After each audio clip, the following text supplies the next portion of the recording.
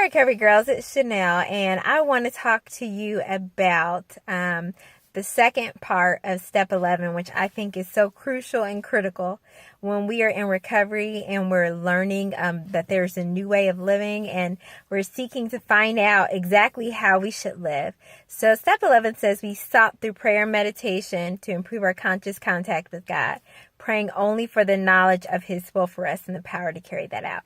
And it's the power to carry it out that I am having to practice with some humility, sometimes with discomfort lately in my life. So I thought, sure enough, I can't be the only one dealing with this. So, I was early in my recovery, the big deal was trying to figure out what God's will was. And so I was praying and trying to really strain my spiritual ears to hear what He was saying. And then as I continue to grow, what I notice it's more now for me, what I'm really needing is the power to carry out His will. Sometimes His will can seem overwhelming from a natural perspective, but that is when I'm trying to do it all on my own. And I often will get caught in that because, hey, after all, I'm a problem solver. And that is pretty much how I've had success in my life. I've identified a problem and I've created a solution and have gone about seeking to solve that problem.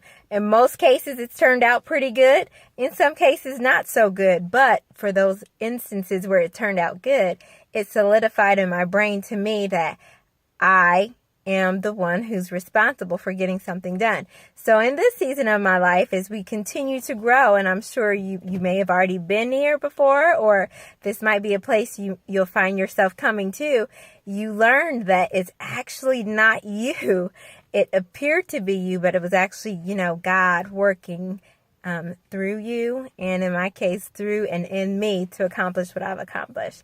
Then I get the opportunity to really put it into practice and see if I really believe that He can help me even in the difficult times and even in the trying times. So that's what I love about Step 11 because, we pray for the knowledge of His will for us and the power to carry that out. And I am just a believer that when we earnestly seek God and we want His will and we're struggling and trying to do it, when we just ask Him for His help in doing His will, He is there to help us and assist us. And I think sometimes He gives us these unusual circumstances just to show us, hey, I'm really in control. I know you thought you were, but it's really me. And so we get the opportunity to have some humility and ask God to do what only He can do for us, in us, and through us. I don't know where you are today, Recovery Girls, but what I do know is that God is more than capable, able, ready, and willing to give you the power to carry out His will in your life and in your recovery. And I want that for you, ladies. Remember that God is wild about you and He longs to overshadow you in His goodness. All you have to do is let go and let God. I've let go, ladies. What about you?